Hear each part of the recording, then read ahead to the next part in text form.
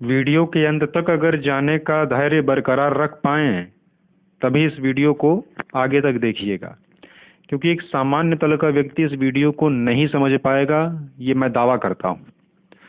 जिसकी आत्मा थोड़े प्रतिशत में भी अगर जागृत है, जो थोड़ा भी जिसने साधना को कभी जिया है, वो कुछ कुछ समझ पाएगा।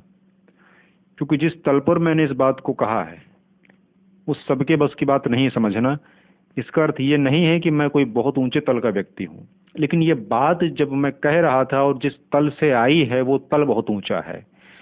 ये मेरी बनाई बातें बिल्कुल भी नहीं है, क्योंकि मैं देने वाला था एक ज्योतिष का सूत्र। वो सूत्र जो बैठे बैठे मेरे दिमाग में क्लिक किया, किताब से वो सूत्र नहीं था, वो बैठे बैठे ही मेरे दिमाग में क्लिक किया। एक नवीन, एक एकदम नया,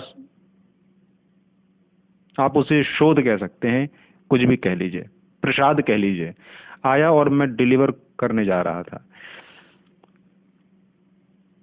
परंतु उसके साथ आध्यात्मिक कनेक्शन, उसके साथ अध्यात्म को जोड़ के बोलना, ये कोई स्क्रिप्ट नहीं थी मेरी पहले। बट जैसे ही रिकॉर्डिंग स्टार्ट हुई, चीजें जिस लेवल पे फ्लो में आई और आप लोगों तक अब जा रही हैं इसमें, उसके बाद मैं स्वयं भी आश्चर्यचकित हुआ कि देने वाला था मैं ज्योतिष का सूत्र, जो कि मात्र 10 मिनट का वीडियो होने वाला था। लेकिन उस सूत्र के पहले जो चीज हम आपको दे दी है इस वीडियो में, अगर आपने भली भांति उन चीजों को समझ लिया, फिर मेरी बात पर गौर फरमाइए कि अगर आपने भली भांति उन चीजों को समझ लिया, भली भांति, और अमल कर लिया, तो निस्संदेह आप सिद्धत्व की ओर बढ़ जाएंगे। आपके अंदर का साधक जागृत हो जाएगा, और अगर आप साधक हैं तो बहुत लगभग ये बात जान लीजिए कि सिद्ध भी हो सकते हैं आप। ऐसे सूत्र इसमें और ऐसे कुछ तथ्य इसमें इस वीडियो में पड़ गए हैं जो मेरे भी कल्पना के बाहर की बात थी कि मैं ऐसा कुछ अभी दूंगा आपको तत्काल में। तो धैर्य है तो वीडियो देखिएगा, नहीं धैर्य है तो वीडियो मत देखिएगा। निसंदेह ज्योतिष का अद्भुत सूत्र उसमें हमने अंत में बोला है, लेकिन उसको आधार जो दिया है वो अध्यात्म का, इसलिए आध्यात्मिक साधक के लिए भी यह वीडियो जबरदस्त होने वाला है, और ज्योतिष के विद्यार्थियों के लिए भी जबरदस्त होने वाला है। और ज्योतिष के विद्यार्थियों के लिए तो ये ऐसा वीडियो होने जा रहा है कि जिसमें आप अब ज्योतिष और अध्यात्म को दोनों को कनेक्ट करके देख पाएंगे। मैंने कहा ना कि जो जिस प्रकार लेगा इस वीडियो को, उसको वो चीज इसमें से मिलेगी, और जितनी बार आप लेंगे इस वीडियो को उतनी बार आपको यहाँ से कुछ ना कुछ मिलेगा। ये कामधेनु है। आगे वीडियो समझिए, बहुत एकाग्र होकर सुनिए। राम राम।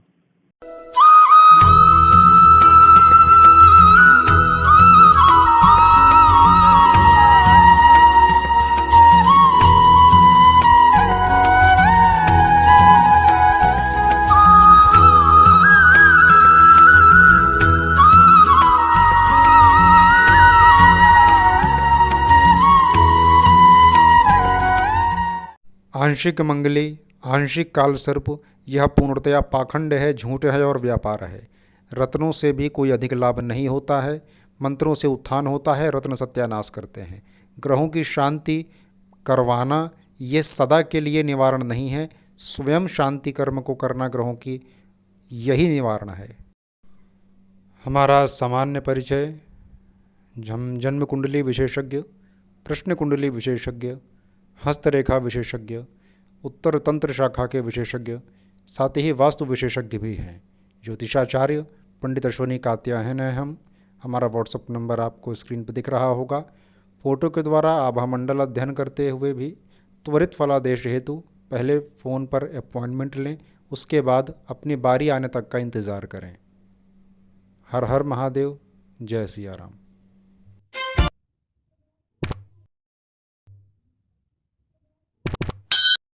समस्याओं का समाधान समस्या के केंद्र बिंदु में होता है। समस्या के केंद्र बिंदु तक पहुंचना ही समस्या का खत्म होना जान लीजिए। जिस दिन आप समस्या के केंद्र में पहुंच गए, सेंटर में पहुंच गए, मध्य बिंदु में पहुंच गए, उस दिन समस्या का खात्मा जान लीजिएगा। आप लोग समस्याओं के केंद्र में पहुंचना सीखिए, ये कला सीखिए। और एक सूत्र आज यहां से ले लीजिए। कि जिस जिस चीज के केंद्र में आप प्रवेश पा लेंगे, आप उस चीज से मुक्त हो जाएंगे। परंतु केंद्र में प्रवेश पाना ही बड़े बल की बात है। पहला चरण होगा केंद्र पर दृष्टिपात करना, ये समझना कि ये इसका मूल कहाँ है। तो एक चीज तो यहां से हम क्लियर कर दिए ना कि मूल है केंद्र, मूल है केंद्र, समाधान है केंद्र। समस्या का जो मूल है वो केंद्र है, समस्या का समाधान है वही वो केंद्र में है। आओ थोड़ा और इसे बृहद करते हैं और थोड़ा सा बड़ा करते हैं ताकि और लोग भी आसानी से समझ सकें। यदि देह में कोई बीमारी है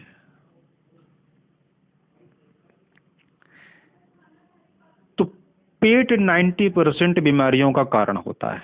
समझ गए बात? कनेक्ट करो सारी चीजों को। शरीर बीमार, इसका मतलब है कि पेट बीमार, क्योंकि पेट खोपड़ी भी खराब रखेगा, बाकी तो सिस्टम खराब ही रखेगा। अगर शरीर बीमार तो जान लीजिए पेट बीमार, और अगर पेट बीमार तो जान लीजिए पूरा सिस्टम बेकार, शरीर बेकार। देह का केंद्र बिंदु पेट हुआ और पेट का केंद्र बिंदु नाभि हुआ। नाभि, now listen to me carefully. अब मुझे गौर से सुनिए और सेंटर, एकदम सेंटर में आइए, एकदम केंद्रित हो जाइए, नहीं तो चूक जाएंगे, बहुत बड़ी चीज चूक जाएंगे फिर आप, और भटकते रहेंगे इसी प्रकार से समाधानों के चक्कर में। आइए, केंद्रित होइए। बहुत बड़ी चीज है, जो ले लेगा तो ले लेगा, जो यहां से चूक गया तो वो गया, क्योंकि बहुत बड़ी चीज आज देने के मूड में हम हैं इस समय, और शायद इसके बाद हम और वीडियो बनाएंगे भी, तो भले ये चीज हम दें उसमें ना दें, बहुत बड़ी चीज आज जा रही है। इसलिए ध्यान पूर्वक जो समझ लेगा वो बहुत कुछ पालेगा, शायद सब कुछ पालेगा। कि जिस प्रकार देह का केंद्र है पेट, पेट की गड़बड़ी से पूरा देह गड़बड़, और पेट के ठीक होने से पूरा देह ठीक, उसी प्रकार पेट का भी केंद्र है नाभि। और थोड़ा सा आगे बढ़ो, पूरे देह का फिर क्या हुआ सेंटर, मेन सेंटर, वो हुआ नाभि। अगर पेट ठीक तो शरीर ठीक, और नाभि ठीक तो पेट ठीक, नाभि ठीक तो पेट ठीक। लो, अध्यात्म के साथ साथ प्रसाद ले लो, भौतिक तल का भी, इस मरण धर्म शरीर के लिए भी ले लो, क्योंकि भाई देह ही तो साधन है अध्यात्म तक जाने का। आदेशिक देह के माध्यम से तो पहुंचेंगे ना, शरीर माध्यम खलु धर्म साधनम, शरीर धर्म का साधन है। नाभि ठीक तो पेट ठीक, पेट ठीक तो पूरा शरीर ठीक, और नाभि ठीक तो दिमाग भी ठीक, क्योंकि नाभि का कनेक्शन दिमाग से है। समझो, नाभि ठीक तो पूरा देह, तन, मन सब कुछ ठीक रहेगा, मस्तिष्क का संतुलन भी ठीक रहेगा। ये हो गया तुम्हारे देह के लेवल की बात, कि देह को स्वस्थ करना है तो देह के सेंटर पे काम करिए, नाभि पे काम करिए, देह स्वस्थ रहेगा। चाहे मस्तिष्क हो, चाहे कुछ भी हो, चाहे कुछ भी हो, स्वस्थ रहेगा। नाभि का संतुलन, पूरे देह का संतुलन, और नाभि संतुलित तो देह संतुलित तो जीवन संतुलित तो हर चीज संतुलित, तो विचार संतुलित, एवरीथिंग मीन्स आपको केंद्रित होना है अपनी नाभि पर। और 90% व्यक्तियों की नाभि असंतुलित होती है। कभी सूक्ष्म दृष्टियों से अगर देखा जाए, अगर किसी को त्राटक करते करते अगर इतनी योग्यता अगर 2% भी आ गई हो, तो उसे दिख जाता है अगले व्यक्ति की नाभि की स्थिति, या उसको आभास हो जाता है। और ऐसा अनुभव में पाया गया है कि 90% व्यक्तियों की नाभि डिस्टर्ब रहती है, 90% व्यक्तियों की। खैर, ये हो गया तन से संबंधित आदि व्याधियों को दूर करने का तरीका। नाभि का देवता कौन है, कैसे संतुलित हो? नाभि का देवता है सूर्य। वीडियो को शेयर कर दीजिएगा। मुझे पता है आप लोग शेयर नहीं करेंगे, ये मुझे पता है पहले से, लेकिन फिर भी मेरा कहना काम है, शेयर करिएगा, बहुत लोगों को लाभ होने वाला है। लेकिन जो थोड़ा निचले स्तर के व्यक्ति होंगे, उस निचले स्तर का मतलब कि जो थोड़ा सा लौंग, इलायची, धनिया, पुदीना, अदरक वाला उपाय ढूंढ रहे होंगे, उनको ये बात समझ में नहीं आएगी, लेकिन फिर भी भेज दीजिएगा, शायद समझ में आ जाए।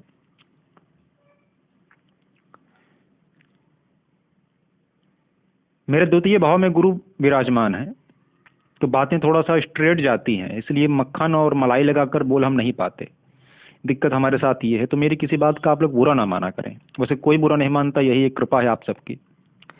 कि मेरा बातों को बुरा ना माना करें। अब द्वितीय भाव में बैठा गुरु है तो बातों को स्ट्रेट पहुंचाता है आप तक, आपके कल्याणार्थ। और मेरे हृदय में कोई अहंकार नहीं है, एक रक्ति भर भी मेरे में अहंकार नहीं है, ये आप भी जानते हैं। इसलिए आप लोग मेरी किसी बात का बुरा नहीं मानते, इसके लिए मैं आप सबको पुनः प्रणाम करता हूँ।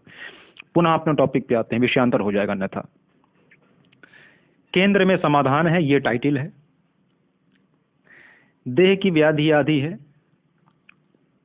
नाभि में आइए, नाभि को संतुलित करिए, आप संतुलित हो जाएंगे। सूर्य से कनेक्ट होइए, आप ठीक हो जाएंगे।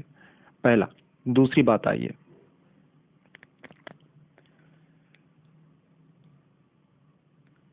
पूरे धरातल का सेंटर कौन है?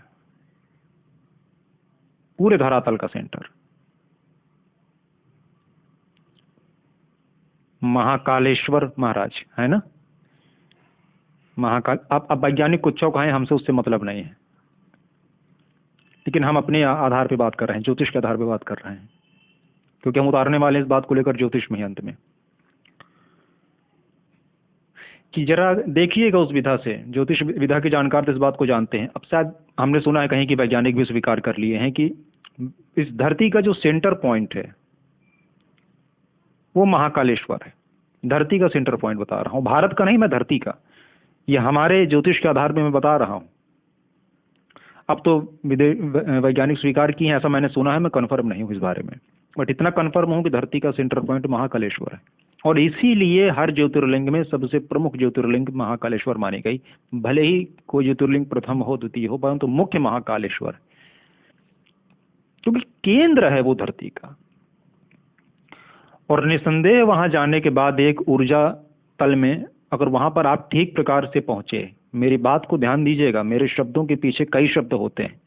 मेरे शब्दों को एज इट इज अगर आपने ले लिया तो आप कुछ ना पकड़ पाएंगे। शब्दों के पीछे जिसको जाने की क्षमता ताकत है वो सुने, वो समझे कि अगर आप ठीक प्रकार से वहां पहुंचे, मतलब आप पहुंचिए। मन से पहुंचना अलग है, आत्मा से पहुंचना अलग है, और तन से पहुंचना अलग है। तीनों का पहुंचना अलग अलग है। एक तन से पहुंचता है, एक मन से पहुंचता है, एक अपनी आत्मा से पहुंचता है। और जो आत्मा से पहुंचता है वो मन और तन तो जाएगा ही साथ में, और वास्तविक में पहुंचता वही है जो अपनी आत्मा के साथ पहुंचता है। और बता दें कि जैसे मेरा ये स्टेटमेंट अगर आप सुने होंगे तो आपको बाबा की याद आई होगी एक अच्छे से, और अभी अभी महाकालेश्वर दिमाग में घूमे होंगे अभी अभी ये मेरा स्टेटमेंट सुनते ही। तो आप जान लीजिएगा आप आत्मा से उनसे कनेक्ट हैं, आपकी आत्मा में महाकालेश्वर का वास है। तो बोलो इसी बात पर, हर हर महादेव बोल दो, इसी बात पे बोल दिए। चलो, केंद्र बिंदु सृष्टि का, और केंद्र बिंदु, मैं सृष्टि की बात भी यहां कर रहा हूं, केंद्र बिंदु सृष्टि का, उसको पकड़िए तो सृष्टि के साथ संतुलन हो जाएगा। केंद्र बिंदु धरती का वो महाकालेश्वर, इसलिए सर्वाधिक ऊर्जा क्षेत्र जो है वो महाकाल में मिलेगी आपको। ऊर्जा का जो एक मजबूत तल मिलेगा वो महाकाल में मिलेगा। और आप अगर ठीक प्रकार से वहां पहुंच गए तो आप का पुनर्जन्म हो जाएगा एक देह के अंदर अंदर। ठीक प्रकार से पहुंचना पड़ेगा बस, और ठीक प्रकार से कैसे पहुंचना मैंने बता दिया। आइए, अब ज्यादा समय नहीं लेता, लेकिन यार जो चीजें आती रहती ना, लगता है डिलीवर कर ही दूं, क्योंकि दिमाग में चीजें आती हैं और मिस कर जाती हैं। बहुत महत्वपूर्ण चीजें आती हैं, चली जाती हैं, और जो आया लगता है दे देते हैं। जिसे लेना होगा लेगा, जिसके भाग्य लीलार में होगा पाएगा। सृष्टि के केंद्र बिंदु के साथ अपने देह के केंद्र बिंदु को, अर्थात अपने नाभि को जो टच मिला लेगा, मतलब सृष्टि का जो केंद्र है उसको, और अपना देह का जो केंद्र है नाभि, इन दोनों को टच में लेना पड़ेगा। तो आप काल के पार भी हो सकते हैं। लो, ये जानकारी आप लोगों को देते देते तत्काल एक शोध हो गया, तत्काल एक नई चीज मस्तिष्क में आ गई, इमीडिएट आई, कसम से कह रहा हूं। मुझे भी नहीं पता था कि सृष्टि का केंद्र कौन है, और रिकॉर्डिंग स्टार्ट थी, और रिकॉर्डिंग के समय अभी अभी क्लिक आया। इस पूरे सृष्टि का अगर केंद्र कोई है जो प्रत्यक्ष है तो वो सूर्य है। लो आ गया, वो सूर्य है, और सूर्य का संबंध तुम्हारी नाभि से है। अभी अभी देखो क्लिक आया, इसीलिए शायद सूर्य का संबंध तुम्हारी नाभि से है। और जब जब सूर्य का संबंध तुम्हारी नाभि से टूटता है तब तब तुम सृष्टि से टूटते हो। वाह, क्या लाइन निकली! धन्यवाद, कृपा है परमात्मा की, ऋषियों का ये प्रसाद है, आशीर्वाद है। सूर्य का संबंध तुम्हारी नाभि से है। सूर्य सृष्टि का केंद्र है, और सूर्य अर्थात सृष्टि का केंद्र से तुम्हारे नाभि की व्यवस्था जब बिगड़ती है, अर्थात तुम्हारा केंद्र और सृष्टि का केंद्र जब कहीं टूटता है तब तुम अव्यवस्थित होते हो। और जैसे ही तुमने सृष्टि के केंद्र से अपने केंद्र को टच कराया, जान लेना तुम काल के पार भी हो सकते हो, अर्थात तुम महाकाल भी हो सकते हो। ये बहुत बड़ी बात मैं कह रहा हूं, बहुत बड़ी बात। और इसको सब नहीं समझ पाएंगे जो मैं कह गया।